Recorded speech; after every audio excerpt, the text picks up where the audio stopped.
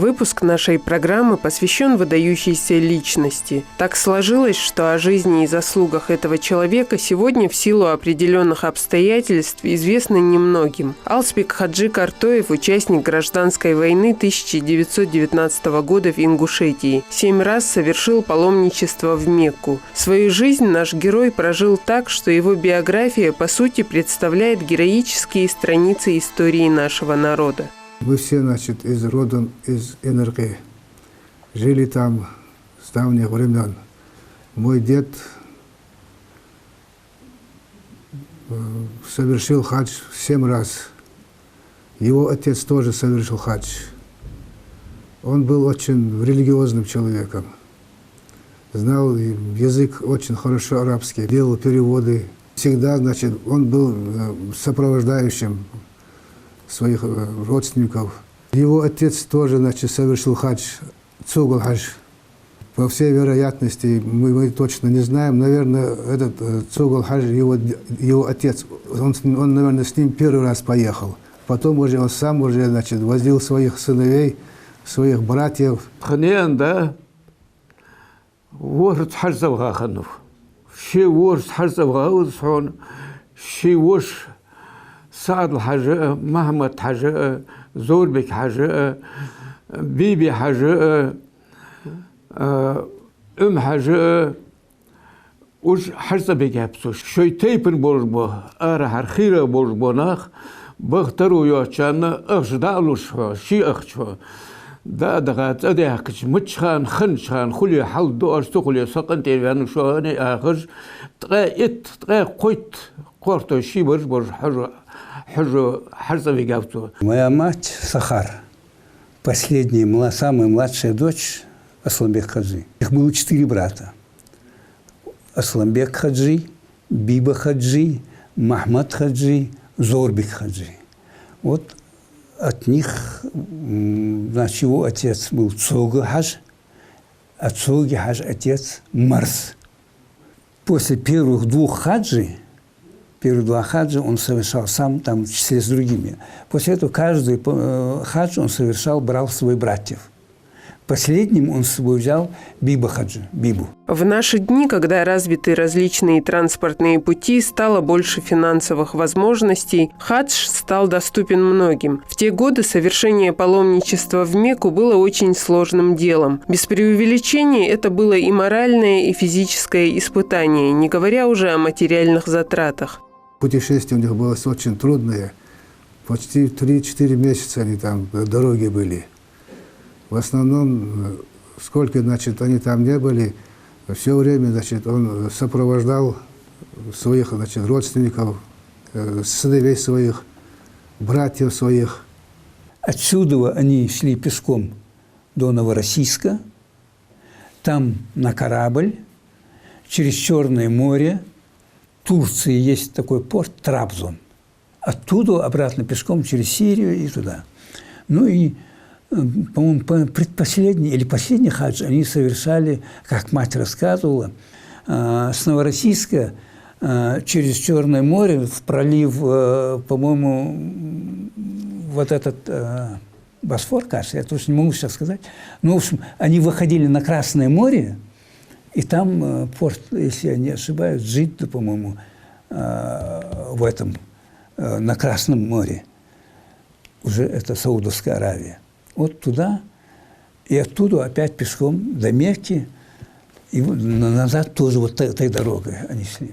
Последний хадж он совершил в 18 году. После 18 года, уже когда Советский Союз сформировался с нового государства, окрепло, это было закрыто. У Алспика Хаджи Картоева множество потомков. Большинство из них проживают в родном селе Инарки. Потомки нашего героя живут в Далаково. Это Муса и инициатор подготовки программы о легендарном предке Микаил Картоевы. Также потомки Алспика Хаджи проживают в других населенных пунктах Ингушетии, а кто-то и за пределами республики. Среди них известные в Ингушетии и за ее пределами личности. Кандидаты наук. Сын Микаила Картоева Калой – серебряный призер Олимпийских игр 2016 года по вольной борьбе. У него, значит, было 4 сына. Самый старший Абдулла, Юсуп, Умр, но мы его все Умхадж называем, Умр. И самый младший был Ахмед Хаджи. И, значит, 3 дочери. Самая старшая из дочерей Зугу, она за Индиевыми замужем. Вторая дочь Заби, Забрат, она замужем в Верхних Ачалуках Чапанов, род Чапановых. Они тоже пишутся Марзилу сейчас. Ну, был такой Оля Дагадос Исаак Молляхаш. Вот за его сыном была его вторая дочь замужем, Чапан, Верхних Ачалуках. И третья дочь – это самая младшая наша мать. Наша мать – племянница Овчарковых. Потомки Алсбека Хаджи стараются следовать примеру своего выдающегося предка и во взаимоотношениях с людьми и во всем остальном. Особое отношение в этой семье к хаджу. Каждый при первой же возможности старается совершить паломничество к мусульманским святыням. В 17 году я тоже была в Мекке. Мне пришлось увидеться, я рассказывала все там, что мой дед еще при царе, он ездил туда. Мне сказали, что его там помнят, который нас руководил, он переводил и сказал, тут, говорит, я же 1 год сюда приезжаю, говорит, он был уже 17-й раз, этот наш руководитель. Он сказал, первое время, когда я сюда приезжал, мне тут рассказали, говорит, про того, которого я ему рассказывала. Я этот случай знаю, говорит, мне тут даже арабы, но значит, эти праправнуки, может, которые, эти уже помнят его имя. Вот такой он у нас был. Прадед фактически умер в 1933 году. Это уже 1-2 поколения, 2-е поколение, 3-е поколение. Но лично сам я слышал от отца, от бабушки, то, что то время, тяжелое время, не то, что для ингушей, для всего народа нашего. Время было побывать 7 раз в то время. Очень трудно было. Там же не как сейчас условия другие совсем. Пешком шли, на верблюдах шли, на пароходе шли. Там не 1, не 2 месяца, не 3 месяца. Мои правнуки, мой отец там был. Я, если живой останусь, в любом случае, мечтаю даже поехать в Мекку, совершить хадж. Ну, это каждый мусульманин, наверное, хочет. Благодаря помощи нашего героя многие из жителей села Инарки в те годы смогли совершить хадж. Вообще Алсбек Хаджи Картоев очень трепетно относился к вопросам религии. Выделял немалые средства и для сельской мечети, и для медресе. Мать говорила, что очень в самих Инарках было свыше, по-моему, 30 хаджи. В Ингушетии нет было села, где в одном селе насчитывалось столько в то время. Он же практически большую часть на свои средства содержал мечеть в Инарках в то время. И сейчас это медресе, а тогда худжри олsun. Вот это худжри. Мать говорила, вот эта мать подчеркивала, из 5 молитв, что мы совершаем в течение суток, начиная с утренней молитвы и кончая последней ночной молитвой, то есть все он совершал в мечети. Ну, от его дома до мечети, ну, это сейчас где-то около 300, может быть, чуть больше метров. Но это сейчас. Асфальт туда-сюда. А тогда это ночью фонарь, летучая мышь его раньше называли, керосиновую. Вот с этим фонарем туда-сюда возвращаться. Алсбека Хаджи безгранично уважали как в родном селе, так и в Ингушетии и даже за ее пределами. К нему было особенное отношение у всех. Если в Инарки приезжал Дени Арсанов, шейх, чтобы его не посетить, он из этого села не уходил. Он первым посещал Бекбузаров, Кортыш-Мусях, Шмула, его посещал. Там потом Далтмурзиевых посещал и обязательно посещал Алсбек Хадж. В селе, в этом селе, Инарках, были вообще, оттуда выходцы были знатные люди. Генерал Бекбузаров, выходец из Инарки, тоже его родственник. Генерал-лейтенант царской армии Укуров Тонт, тоже выходец из этого Инарки. По-моему, генерал, ну так, больше я не могу сказать, Далтмурзиев, тоже выходец из этого села. И все это его родственники, все это люди, которые относились к нему с уважением, невзирая на свои чины и звания. Говорит о высоком интеллекте и широком кругозоре нашего героя и тот факт, что он разговаривал на нескольких языках. Как было сказано выше, хорошо знал арабский язык. Он знал 7 языков. Арабский, кумыкский, русский хорошо знал, кабардинский. Когда я росла, у меня были 3 тетки, вот отец родной. Тетки рассказывали, отец рассказывал. В общем, для нашего села, где он родился, вырос, Энерках, он был и гордостью. Его чтили, с ним считались. И он считался со всеми. Он помогал многим. Особое место в деятельности нашего героя занимала благотворительность. Алсбек Хаджи был довольно состоятельным человеком и расходовал значительные средства на помощь малоимущим сельчанам. صحباتون شباتون حشقي حقيتي اس حشقي سخرنيك ديتي بعستي از دعيوش خانا ترويوش حبيخ كابوشناها حشقي جدايلي شواش خولي حلق يوش سخولي سوق انتير فانوشان اورش خانتسو وش حشقي جليلي سنة شبا قبا نق ليل بيبتو سنتو تسمز سبيدي بيش تسبيدا вяхнусо. Был, говорит, случай, мой отец рассказывал. Какой-то год, я не помню, голодный год был в России. Из России очень много людей приезжали, русские. И он всем раздал кукурузу. Большие, говорит, были амбары. Он раздал свою кукурузу. Потом пошел к брату Саал-Хаджахш, Вашхануцин. Пошел к нему. Там начал раздавать.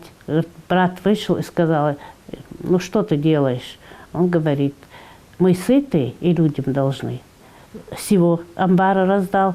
Был еще 3-й брат Махмад Хаш. И всего амбара раздал. Вот отец рассказывал. Все кукурузы, говорит, все, что хранилось, оставили только для посева, остальное он раздавал.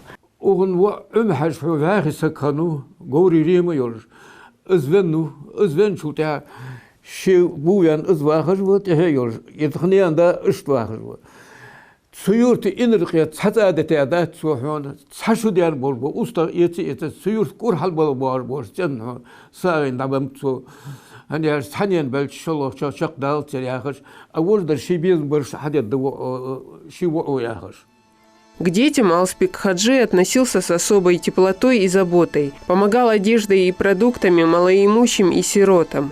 سيورت داخل بو مس بيرج ايه بولج بو تيبر ور بو ترتسي ايش نيغ بيرج حقودي شي برود حلوه مس جتيب يجيشتك انكشت تدو دوردا بيرج برز ايتي هذا الشيء كو ادو دقيقه وش بريجش حقول بي موت وتي حميتي مسنين كيرتا كل حقي ششيرز ميدا شين ملديج دا هم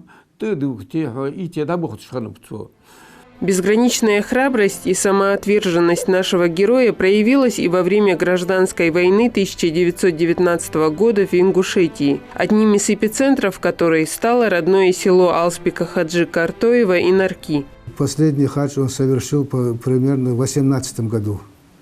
После этого, значит, когда он вернулся, значит, началась эта Деникинская война, наступление, значит, он очень сильно участвовал в этой войне, был, значит, как говорится, в первых рядах со своего села, он был главным в отряде, воевал он.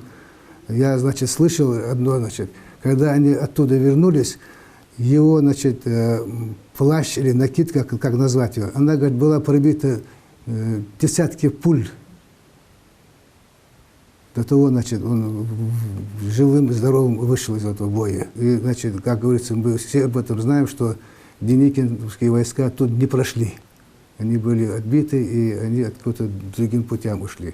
Когда была гражданская война, значит, в этом, через Энарки, когда Деникина через Далакова не пропустили на Грозный, он сделал вторую попытку, или первую, или вторую, ну, в общем, через Инарки пройти на Грозный, чтобы быть. И вот ополчение, скажем так, сейчас это ополчение, а тогда он лично возглавлял сам. И всем, кто там погиб в этой, он дал всегда полностью, у кого не было своего состояния, а там же не все были богаты, организовал и провел похороны. Сегодня мы можем видеть, каким был наш герой внешне, благодаря одной единственной сохранившейся в семье фотографии. На снимке Алсбек Хаджи Картоев вместе с любимой снохой. Был такой случай, пришел фотограф в село, значит, когда он в село он пришел, все его направили к нему. Вот он, и потом, когда он сел, значит, и каждый хотел, говорит, с ним сфотографироваться. Он, говорит, сказал, нет, говорит, вот она пусть идет сюда. Вот он ее рядом поставил и сфотографировался. И вот это единственная вот одна фотография, что у нас осталось. Вот она, эта фотография. Дед и невестка его. Первая жена моего отца. Алсбек Хаджи Картоев прожил долгую и сложную жизнь, на личном примере показав потомкам, каким нужно быть, как достойно можно выйти из любой ситуации. Бесценные советы и наставления отца его сыновья и дочери передали уже своим детям. Умер он в 1933 году, ну, это мы уже точно знаем, что в августе 1933 года, вот число не можем сказать. Отец, значит, 10-го года, значит, ему было 23 года. Отцу моему было 23 года, когда он умер. Вспоминается, что отец говорил, значит, все время, значит, вести правильный образ жизни, чтобы быть справедливым, чтобы, голословно не говоря о том, что вот мой дед был такой, такой, такой, вот, чтобы потом, значит, о нас не говорили, что вы вот хуже деда, значит, хуже отца. Надо, чтобы были мы примером. Тхананыз олыш, тағыны мәхка халышка, ғалғай мәхк қаммалдош қамыны хынш хажайлды қортойдға қой ташғаны олыш. Так, үш хажай бол, сүметтер хайян соқылчы тағын шо, наға халыш белду елж қылдет, әне хан бәр сүн бәр чөдер, он үш қыл бедер. Шугур сағал дәлш, нақыр дәлш, иттағал тұлшаға құдды шоңяқыш, чоғды хеқір дуыт қынаны соға. Үшт қыдия ошы дур, үшт ұғындаз дур, үзнен ошы. Он был очень справедливым, умным. Совершил он, значит, этот хадж не для того, чтобы там показать. Он всех, значит, с кем ходил, помогал. У кого, значит, нет средств, отдавал, средства отдавал безвозмездно. Все, что, значит, он делал для блага народа своего. Его авторитет не был мечом завоеван, его авторитет не был кулаками, там, скачками. Чисто его набожностью, его порядочностью, его благотворительностью, его честностью. Вот так он прожил вот эту долгую жизнь.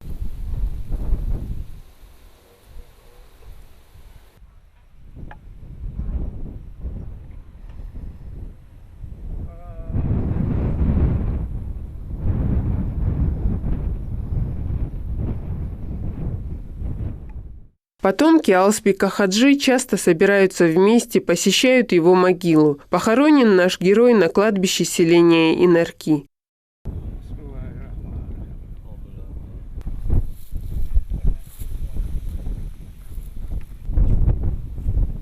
Алсбек Хаджи, дош бош мотиги. мотиги, шалай. Дер حجوه. تعرفوا دق حجاج باخ بيقاطوا قويت حجا ولش. كده أنا قشت يبان حجاج باخ мотиги. او كشمش تعبير إرزلوش سقوق أنا سياق كشمش دير ديس كشمش. هني على دق حجاج باخ باخش. دق نيك باخش мотиги خضر بعندوش. تخنا يلدي أنا حلقة بخا حج بخا غاش بخا. غاش قهيجا غاش ديون أكير عادوش خان قهيجا يس أباك حجر خور باحندوش بين دال قهيتن بول بيد قهيتن أخر دال قهيتن بول دالي زمات أخر بيدال يا قلولي دال واشا كتر شيدو عضب آمين الحمد لله آمين يكش مش الخيلة يلسن ديادس وكشمش طليلا وسك دور بكاية مسملاني يزمل بقول نخبات وكشمش بخش أن ديادس تيسل ديامات كتير الحمد لله وهو مياخر قارتو برج وحشوز حجو وكشمش شورجو ازل داق بركت دول متكير حدول دار يا بركت توقع حاجة أصلك حجوان شو راح حدول در بحندول مصر مش عمل شق يعني تشتيش يا متكير دج متكير وقوم ياخر دال يلا وطوارت ملان شو دال غخيتم أخر يغبو تحت غدو شوي ودول دال جيش دال يصبر شو عشر طول آمين يا الله آمين يا الله آمين يا الله.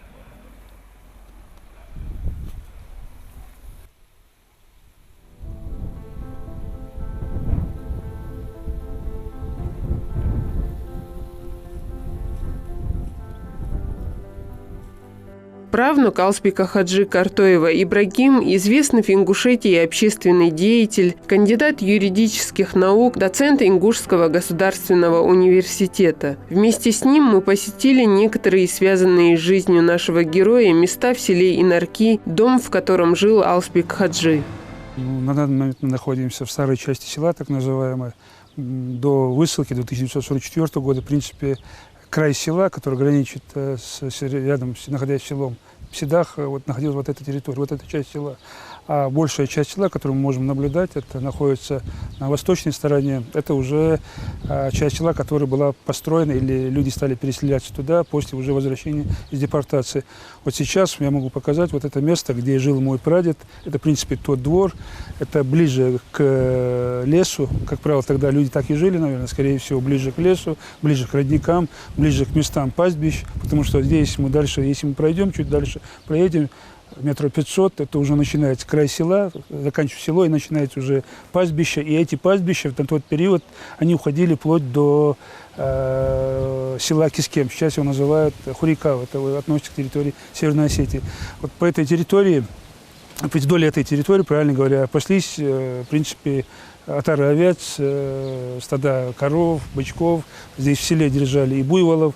И как раз-таки я могу сказать, подтверждать этих слов, и многие старики из этого села, наши, в принципе, родственники, это и Хамчиевы, это и Ильгиевы, это и Дзагиевы, в принципе, могут подтвердить, что на тот период, где-то можно быть говорить о периоде где-то 19 года, это, в принципе, время, ну, скажем так, нашествия Деникинских войск на территории Ингушетии, которые хотели пройти дальше на север. На этот период у прадеда было где-то в пределах 3000 овец, около 1000 скота, из них, как рассказывают, больше 140 дойных коров, часть молока каждое утро, так называемое хутро, его называли часто на русский лад картовский хутор, на ингушский аккорты отрях. Вот это место, оттуда, и там рядом еще находил Яндиевский хутор, Яння Утрежа. Оттуда каждое утро сюда, в село, привозили теплое молоко и раздавали сиротам. И вот, в принципе, это практиковалось еще тогда. И вот, еще раз повторюсь, вот это место, вот эти два двора, это большая территория, туда, в принципе, уходит почти до леса. Ну, в пределах современной оценки квадратуры это где-то несколько гектаров земли. На этой территории, насколько мне рассказывал отец и родственники наши более старшие, в этом дворе жил и сам мой прадед, и жили его сыновья, 4 сына. На период смерти моего деда, уже отца моего отца, Умар Хаджи, он как раз-таки умер в этом дворе. У него был свой дом, то есть на этой большой территории внутри уже были дома, до 4 домов. Я просто подтверждение своих слов могу привести один пример из уже исторической хроники. Мои слова может подтвердить руководитель архивной службы республики Картой Магомед. Есть так называемая дворовая перепись от 1886 года.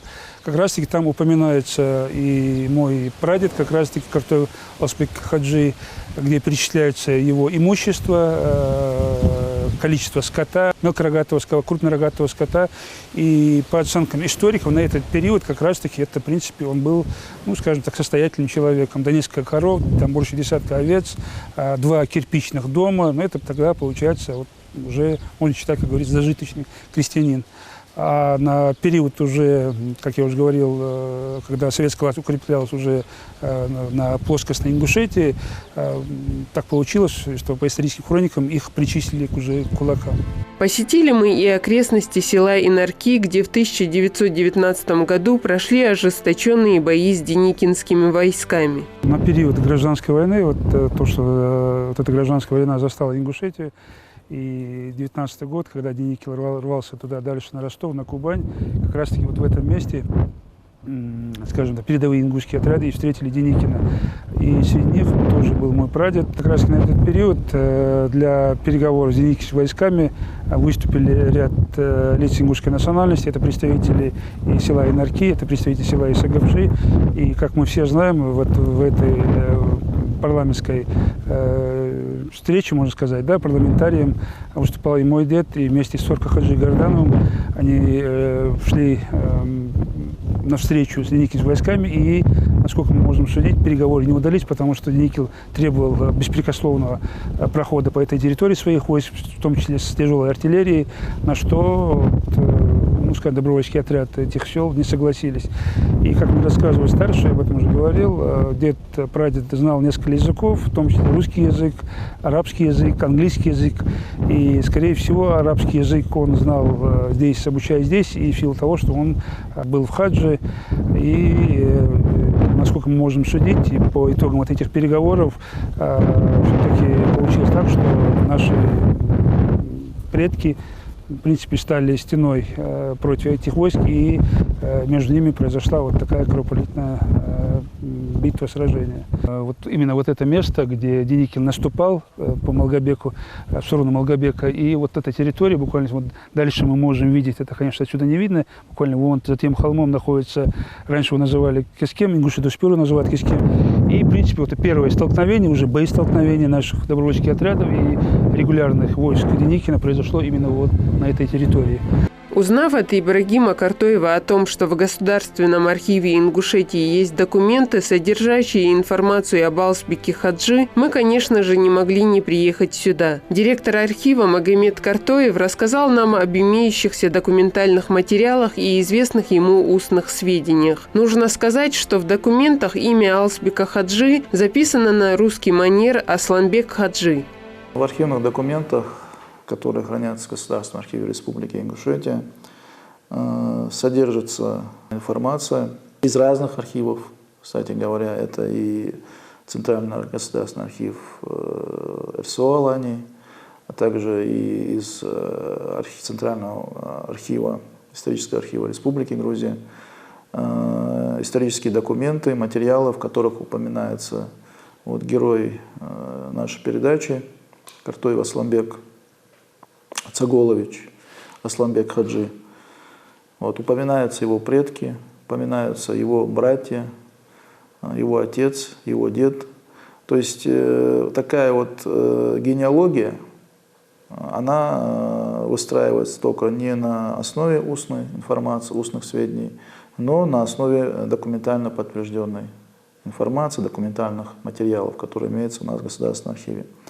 Это очень ценно, поскольку сегодня, когда представители различных тейпов, фамилий, даже отдельных семей пытаются восстановить свою генеалогию, очень важно наличие вот этой документальной информации, поскольку она позволяет уточнить различные сведения, касающиеся происхождения, родственных связей, возраста того или иного человека, и поэтому в этом смысле очень большую ценность представляют посемейные списки, которые составлялись уже тогда в XIX веке по различным, скажем так, поводам.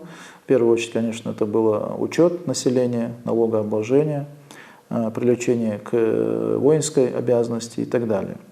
В частности, вот мне хотелось бы по порядку начать с той информации, которая имеется у нас в Государственном архиве. Это самый ранний из документов, который у нас имеется, это, в котором упоминается непосредственно предок Асланбека Хаджи. Это дело, выявленное в прошлом году нами из Центрального государственного архива Республики Северная Осетия Алания о происхождении и правах жителей Назранского общества. Дело в том, что тогда работали такие сословные комиссии, которые устанавливали факт принадлежности той или иной фамилии по ходатайству, да, этой фамилии, там, дворянскому, высшему сословию и так далее, и так далее. Это было среди всех, в принципе, народов, которые населяли Северный Кавказ.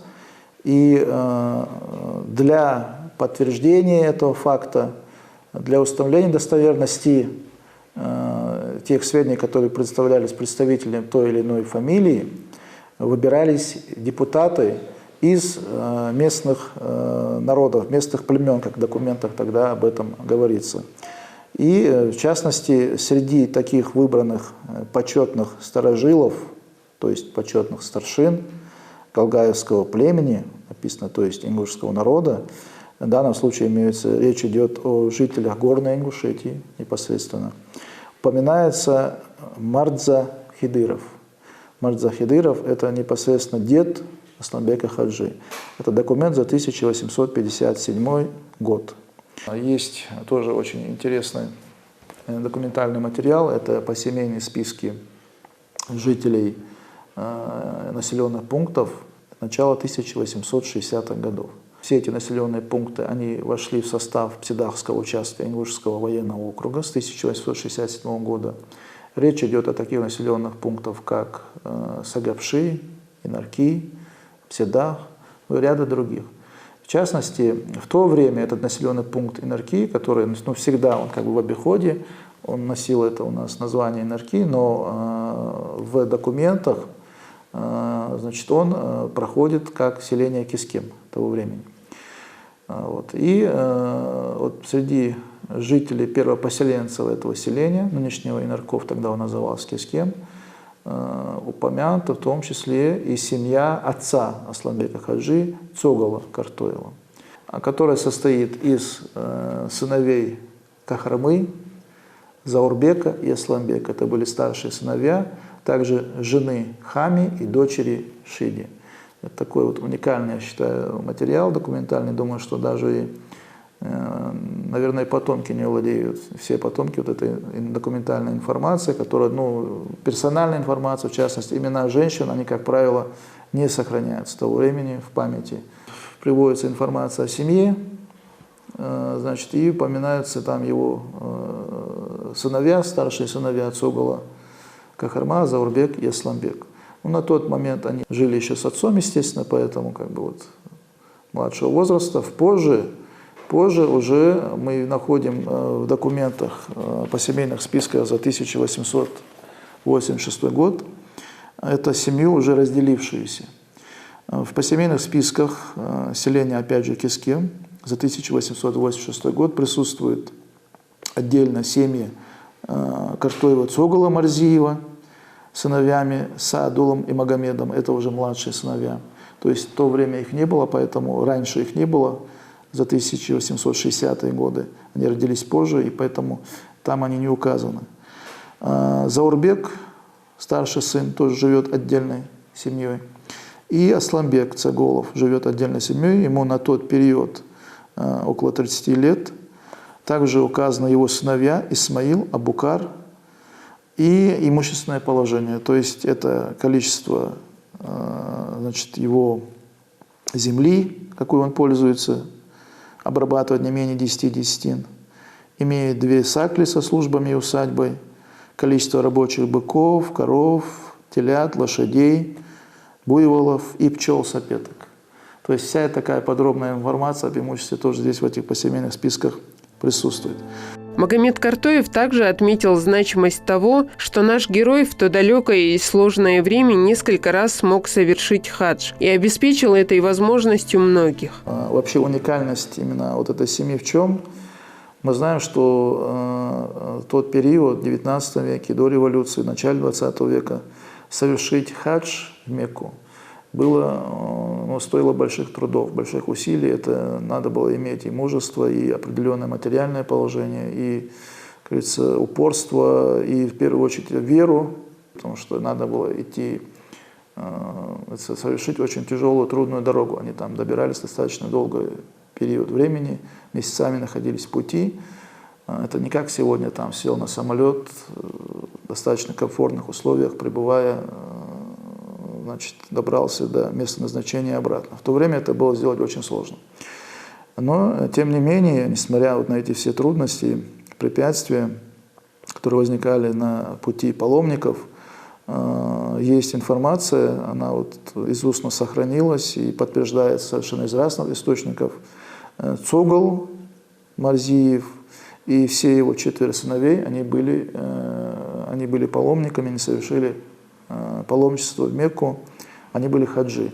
И они вот как бы сохранились, их имена в памяти, да, там, среди тейпа там, и так далее, именно как вот Цугал хаджи, Заурбек хаджи, Асламбек хаджи, Махмад хаджи и Саадал хаджи.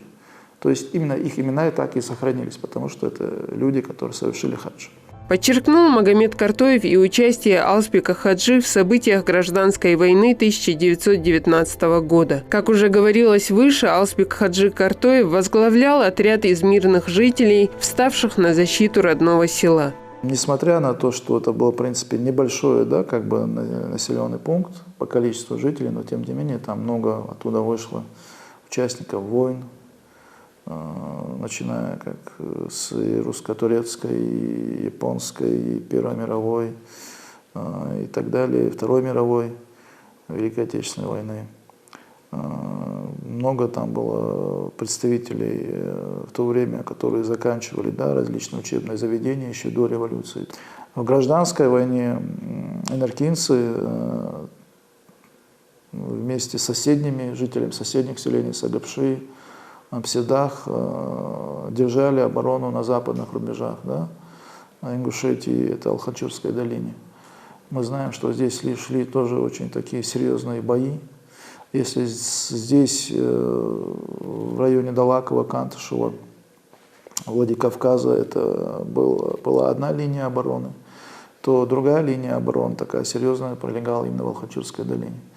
И значительные силы белых пытались прорваться именно через Алхачурскую долину и дальше оттуда идти на Грозный и так далее. Но здесь, по тем источникам, которые имеются, документам, материалам, мы знаем, что они не прошли, не пропустили. Вот, здесь шли очень серьезные бои, и ингуши переходили неоднократно в атаку, вот, сдерживая наступающие, превосходящие по численности соединения, значит, армии Деникина, и отбросили белых, гнали их аж до Терека. Буквально накануне наступления белогвардейских частей эти события были, которые также описаны в литературе еще советского времени. Оно и в художественной литературе присутствует, и в публицистической литературе эта информация присутствует, в воспоминаниях, которые публиковали в советский период. Белогвардейской разведкой был вырезан дозор жителей селения, выставленные для охраны подступов дорог, ведущих в Инарки. Это порядка 30 человек буквально погибло в одну ночь. Это было очень таким жестоким, серьезным таким ударом, да, для жителей небольшого по численности населения, селения Инарки. Жители были очень ожесточены, и вот состоялась буквально на следующий день такая известная атака, конная атака, когда жители Инарков при поддержке селений Сагапши, жители селений Сагапши, значит, в Седах пошли в атаку. И наступающие белогвардейские части, считавшиеся одним из лучших в армии Деникина, они были отброшены. И вот один из участников этих событий, по воспоминаниям старших, представителей нашего старшего поколения, был и Асламбек Хаджи Картоев, как и представители, практически все представители фамилий, других фамилий, населявших населенный пункт. Он был одним из самых активных участников этих событий. Вот. Ну, об этом тоже имеются свидетельства очевидцев, которые из устно переданы из поколения в поколение. Сегодня вот потомки об этом знают и пересказывают. Во время нашего пребывания в архиве мы встретились здесь с праправнуком Алсбека хаджи Микаилом Картоевым. Как уже говорилось, Микаил и выступил с инициативой создания программы о своем выдающемся предке, благодаря чему мы узнали еще об одном достойнейшем представителе нашего народа. Вот с этой просьбой найти посемейные списки или что-то связанное с Цугул хаджи или Алсбек хаджи, я обратился к Магомеду Картоеву, Госархив, Государственный архив Республики Ингушетия. С его помощью, с помощью сотрудников Госархива нам удалось найти какие посемейные списки, где Цугул хаджи, его сыновья, что они в те годы жили были одними из первых поселенцев села Инарки, и что они там жили, и 4 сыновей, и Цугул хаджи, и его сыновья. Про моего прапрадеда Алсбека хаджи Картоева я наслышан от своего отца, деда, по матери деда, они много рассказывали мне об Алсбеке хаджи. Сейчас двоюродные братья моего отца рассказывали. По рассказам жителей Инарков, села Инарки, старых жителей, старожил, он активный участник сражения с Деникиным под Инарками. Там очень жестокое сражение было. Участвовал в этом бою. Сначала был парламентером, потом принимал активное участие в бою с Деникиным. Я помню его сына Ахмед хаджи. Он совершил хадж где-то в 90-х годах. В 1990-х годах совершил хадж. Когда он приехал, я помню, как он старикам рассказывал. Его посетили там, в Саудовской Аравии уже, местные жители, арабы. Якобы им кто-то рассказывал про Алсбека хаджи, ингуша. И они каким-то образом узнали, что в этот раз совершил хадж его сын Ахмед. И пришли навестить его. Память о таких личностях, как Алсбек хаджи Картоев, нужна не только его семье, потомкам. Это достойный пример для всего ингушского народа. И подрастающее поколение должно знать как можно больше о своих славных предках. Их жизненный путь заставляет задуматься о смысле человеческого существования, о том, что мы оставим после себя. Мы сегодня рассказываем о своих дедах, прадедах, прапрадедах. Дай Аллах нам силы, чтобы наши сыновья, внуки, правнуки могли также говорить о нас в то время, когда нас уже не будет. Чтобы мы смогли так пройти по жизни, как они шли. Но так, как они шли, у нас не получится, хоть чтобы не пришлось им из-за нас опускать голову. Это самое главное. Дай Аллах нам и нашим детям силы.